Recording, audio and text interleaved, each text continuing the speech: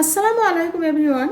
হালিম রান্না করার জন্য এখানে আমি যে উপকরণগুলো নিয়েছি তা হচ্ছে এখানে কিছু গরুর মাংস নিলাম, পেঁয়াজ কুচি নিলাম, পোলাও চাউল, মসুর ডাল, বুটের ডাল, মাসকলার ডাল, মুগ ডাল, ছোলা বুটের ডাল, এখানে মরিচের গুঁড়ি, হলুদের গুঁড়ি, ধনিয়ার গুঁড়ি, জিরার গুঁড়ি, পরিমাণ মতো লবণ, এলাচ, দারচিনি, সাদা গোলমরিচ, কালো গোলমরিচ, স্টার এলাচ, জয়ফল, জয়ত্রী, লং এবং কয়েকটা তেজপাতা, এবং এখানে আমি গুঁড়ো পাঁচফোড়নের একটা প্যাকেট নিলাম।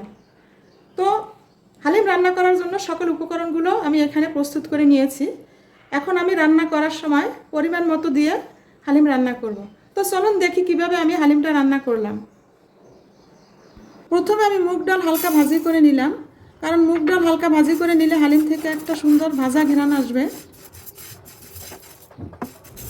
মুগ ডাল ভাজি করে নিলাম। এরপর মুগ ডাল সহ অন্যান্য ডালগুলো আমি কিছুক্ষণ ভিজিয়ে রাখবো। ডালগুলো কিছুক্ষণ ভিজিয়ে নিলে খুব সহজেই সিদ্ধর সময় গলে যাবে, তাই আমি সব ডালগুলোকে একটু কিছুক্ষণ ভিজিয়ে রাখলাম। তো এখন আমি সকল মশলা মেখে মাংসটাকে 20 মিনিট ম্যারিনেট করে রাখবো। তো প্রথমে হলুদ, মরিচের গুঁড়ো এবং সকল মশলা দিয়ে দিলাম।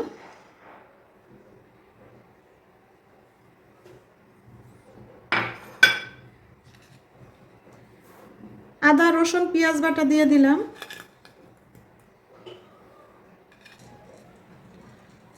কয়েকটা এলাচ দিয়ে দিলাম, দারচিনি দিলাম, লং দিলাম,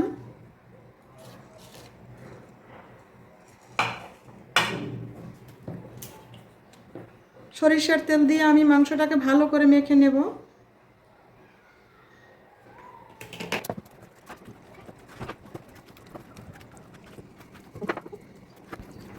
এরপরে পরিমাণে একটু বেশি করে পেঁয়াজ কুচি দিয়ে ভালো করে মাংসটাকে মাখিয়ে নিলাম।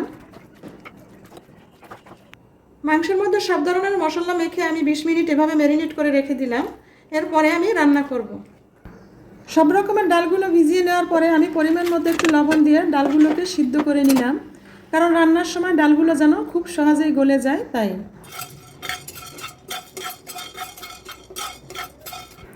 এরপর আমি জয়ফল, জয়ত্রী, এলাচ, স্টার এলাচ এবং গোলমরিচগুলো হালকা ভাজি করে নিয়ে পাটায় গুঁড়ি করে নিলাম। এগুলো হালিমের ভাজি করে দিলে হালিমের খুব সুন্দর একটা ভাজা ঘ্রাণ হবে। হালিম রান্না করার জন্য আগে আমাকে মাংস রান্না করে নিতে হবে, তাই প্রথমে গরম প্যানে তেল দিলাম।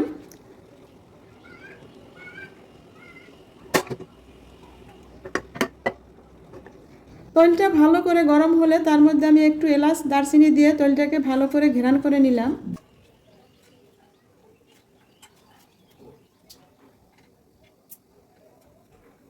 তেল গরম হয়ে গেছে, এবার আমি পেঁয়াজ কুচি দিয়ে দিলাম। তো পেঁয়াজ কুচিটাকে একটু ভালো করে ভেজে নিতে হবে যাতে বাদামি কালার হয়, এবং পেঁয়াজ কুচি বাদামি কালার হয়ে গেলে তখন আমি তার মধ্যে মাংস দিব। পেঁয়াজ হালকা বাদামি কালার করে ভাজা হয়ে গেছে, সরিষার তেলের ফেনার জন্য দেখা যাচ্ছে না। তো গরুর মাংস আমি আগেই ম্যারিনেট করে রেখেছিলাম। এখন আমি গরুর মাংসটা এর মধ্যে দিয়ে ভালো করে ভেজে নেব।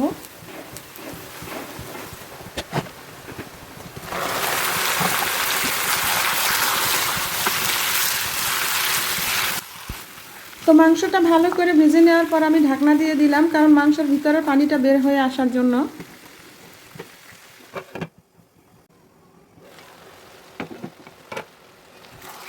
মাংসের ভিতর থেকে যে পানিটা বের হয়ে আসছে তার সাথে আমি মাংসটাকে ভালো করে কষিয়ে পানিটা শুকিয়ে নেব। মাংস ভালো করে সিদ্ধ করে নেওয়ার জন্য এবার আমি ভাজা বেটে নেওয়া মশলার গুঁড়িগুলো দিয়ে দিলাম। জয়ফল, জয়ত্রী, গোলমরিচ এবং স্টার এলাচের গুঁড়োগুলো দিয়ে দিলাম।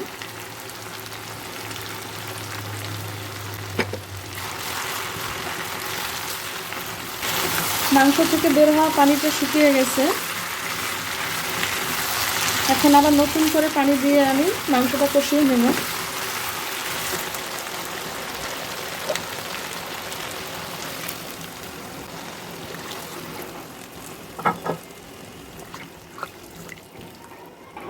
মাংস কষানোর জন্য মাংসতে আবার নতুন করে ঝোল দিলাম।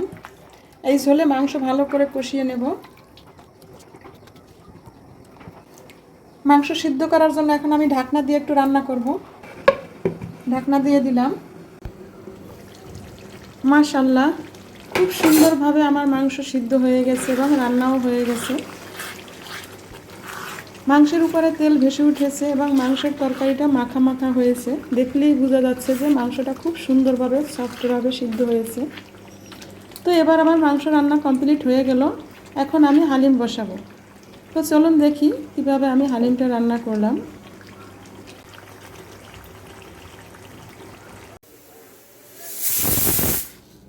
হালিম রান্না করার জন্য এখানে আমি 200 গ্রাম পরিমাণ পোলাওর চাল নিলাম এবং চালটাকে ভালো করে ধুয়ে নিলাম।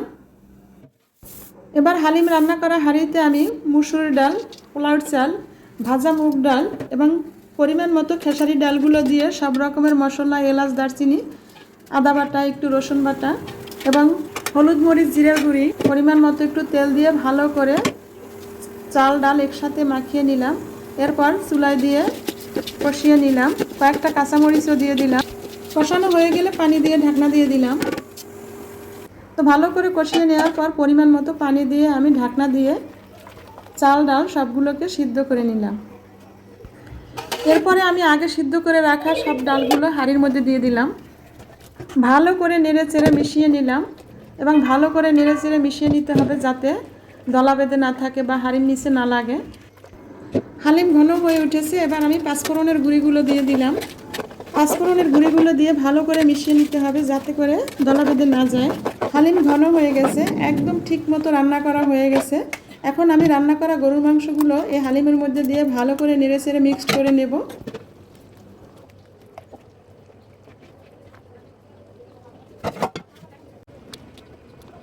তো হালিম রান্না করা হয়ে গেল। এখন আমি এর মধ্যে পেঁয়াজ বেরেস্তা দিয়ে ভালো করে নেড়ে চেড়ে মিশিয়ে নিলাম।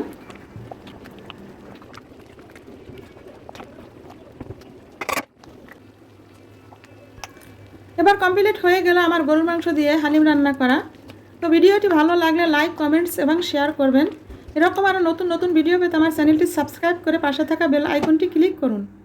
সকলের প্রতি শুভ কামনা রইল। সকলে ভালো থাকবেন এবং বেশি বেশি করে আমাকে সাপোর্ট করবেন। আল্লাহ হাফেজ।